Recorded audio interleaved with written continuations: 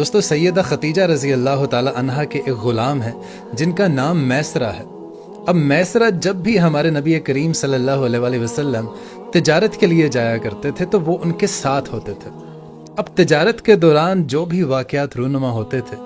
وہ میسرہ آ کر ویسے کے ویسے ہی سیدہ خدیجہ رضی اللہ تعالی عنہا کو بیان فرما دیتے تھے۔ اب وہ سارے واقعات سن کر سیدہ خدیجہ رضی اللہ تعالی عنہا ہمارے نبی پاک صلی اللہ علیہ وآلہ وسلم کی ایمانداری، خوش اخلاقی اور خوش مزاجی سے بہت متاثر ہوا کرتی تھی، اور وہ میسرہ کی تمام باتیں سیدہ خدیجہ پر بہت اثر انداز ہوتی تھیں۔ چنانچہ سیدہ خدیجہ نے اپنی ایک کنیزہ کو ہمارے نبی کریم صلی اللہ علیہ وآلہ وسلم کے پاس بھیجا، یہ جاننے کے لیے کہ ہمارے نبی پاک نکاح کے لیے مائل ہیں یا نہیں ہیں۔ اب ذرا وہ مکالمہ جو اس کنیزہ کے درمیان اور ہمارے نبی پاک صلی اللہ علیہ وآلہ وسلم کے درمیان ہوا، ذرا غور سے سنیے گا۔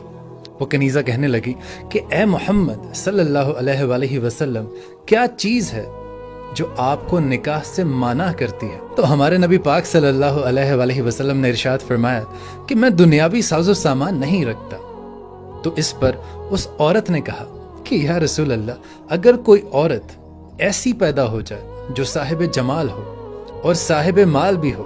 اور حسب و نسب میں سب سے عالی ہو اور وہ نکاح کے اخراجات بھی خود برداشت کر سکتی ہو، تو کیا آپ ایسی عورت کو قبول فرما لیں گے؟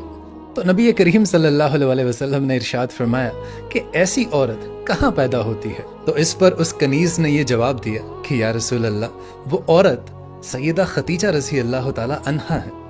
اگر آپ ارشاد فرمائیں تو میں انہیں اس بات کا شوق دلاؤں اور انہیں اس بات پر راضی کروں۔ تو اس پر نبی کریم صلی اللہ علیہ وآلہ وسلم نے ارشاد فرمایا کہ اس میں کوئی مضاحکہ نہیں ہے، آپ انہیں راضی کر سکتی ہیں۔ اس کے بعد وہ عورت سیدہ خدیجہ رضی اللہ تعالی عنہا کے پاس تشریف لائیں اور انہیں بتایا کہ نبی کریم صلی اللہ علیہ وآلہ وسلم نکاح کے لیے راضی ہیں۔ اور یہ بات سن کر سیدہ خدیجہ رضی اللہ تعالی عنہا بہت خوش ہوئیں اور اظہار مسرت کیا، اور ہمارے نبی کریم صلی اللہ علیہ وآلہ وسلم نے اس بات کا تذکرہ اپنے چچاؤں سے کیا، حضرت حمزہ اور ابو طالب سے کیا۔ جب وہ راضی ہو گئے تو ہمارے نبی پاک صلی اللہ علیہ وآلہ وسلم ان دونوں کے ہمراہ سیدہ خدیجہ کے گھر تشریف لائے اور وہاں پر آپ کا نکاح عقد میں آیا۔ اور دوستو، کیا آپ جانتے ہیں کہ سیدہ خدیجہ کا حق مہر 12 اوقیہ تھا، اور ایک اوقیہ 40 درہم کے برابر تھا، یعنی اس وقت کے راؤنڈ اباؤٹ 500 درہم سیدہ خدیجہ رضی اللہ تعالی عنہا کو ہمارے نبی پاک صلی اللہ علیہ وآلہ وسلم سے حق مہر ملا تھا۔ اور دوستو، نکاح کے بعد ہمارے نبی کریم صلی اللہ علیہ وآلہ وسلم اکثر گھر سے باہر رہنے لگے، کئی روز تک اب مکہ کے پہاڑوں میں جا کر اللہ تعالیٰ کی عبادت میں مشغول رہنے لگے۔ اور دوستو، اللہ تعالیٰ کے حکم سے جبریل امین ہمارے نبی پاک صلی اللہ علیہ وآلہ وسلم کے پاس تشریف لائے، اور وہیں پر ہمارے نبی پاک صلی اللہ علیہ وآلہ وسلم پر پہلی وحی نازل ہوئی۔ اب جب پہلی وحی ہمارے نبی پاک صلی اللہ علیہ وآلہ وسلم پر نازل ہوئی تو اس وحی سے ہمارے نبی پاک کی طبیعت بے حد متاثر ہوئی، اور وحی نازل ہونے کے بعد جبریل امین دوبارہ آسمان کی طرف چلے گئے، اور ہمارے نبی پاک صلی اللہ علیہ وآلہ وسلم واپس مکہ مکرمہ کی طرف تشریف لانے لگے۔ اور عالم یہ تھا کہ واپسی کے دوران ہر شجر اور پرند آپ کو سلام کہہ رہا تھا۔ اب جب نبی پاک صلی اللہ علیہ وآلہ وسلم واپس اپنے گھر تشریف لائے تو آپ کا قلب مبارک اور کن پٹیوں کا گوشت لرز رہا تھا، جس طرح خوف و دہشت کی وجہ سے گوشت لرزتا ہے۔ اور ہمارے نبی پاک صلی اللہ علیہ وآلہ وسلم نے سیدہ خدیجہ رضی اللہ تعالی عنہا کے پاس آ کر فرمایا کہ میرے اوپر کمبل کو اوڑھ دو۔ یہ آپ نے 2 مرتبہ ان سے ارشاد فرمایا کہ میرے اوپر کمبل کو اوڑھ دو، اور سیدہ خدیجہ رضی اللہ تعالی عنہا نے آپ پر فوراً سے کمبل کو اوڑھ دیا اور آپ کے چہرہ مبارک پر سرد پانی کے چھینٹے ڈالے تاکہ خوف دور ہو۔ اور پھر آپ صلی اللہ علیہ وآلہ وسلم نے سیدہ خدیجہ الکبریٰ سے وہ سارا معاملہ ارشاد فرما دیا۔ تو سیدہ خدیجہ الکبریٰ آپ سے عرض کرنے لگی کہ یا رسول اللہ، آپ غم نہ کھائیے، آپ نے ہمیشہ ہر شخص کے ساتھ صلہ رحمی کی ہے، آپ نے ہر شخص کے ساتھ اچھائی کی ہے، آپ نے ہر شخص کی امانت کو سنبھال کر رکھا ہے، انشاءاللہ تعالی اللہ بھی آپ کی حفاظت فرمائے گا۔ اور دوستو، ایک اور روایت میں آتا ہے کہ جب نبی پاک صلی اللہ علیہ وآلہ وسلم نے اپنا تمام حال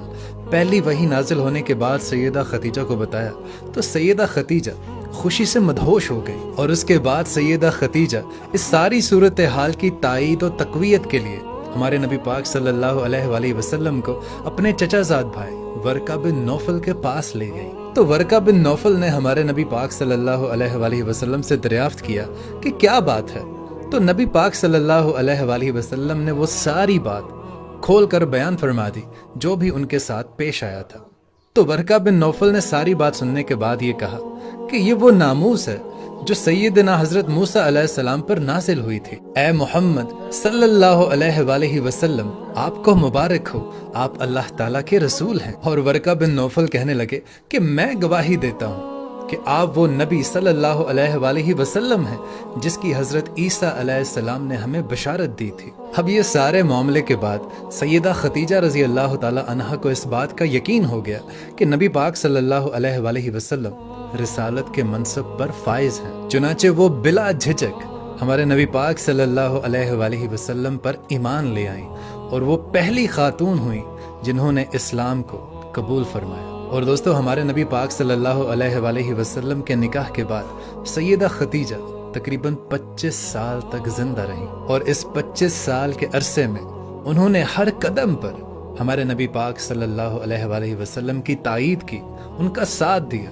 ان کی ہمت بندھائی، ان کی ڈارس بندھائی۔ اور دوستو، سیدہ خدیجہ کی انہی تمام خصوصیات کی وجہ سے ہمارے نبی پاک صلی اللہ علیہ وآلہ وسلم سیدہ خدیجہ سے بھی بے حد محبت کیا کرتے تھے۔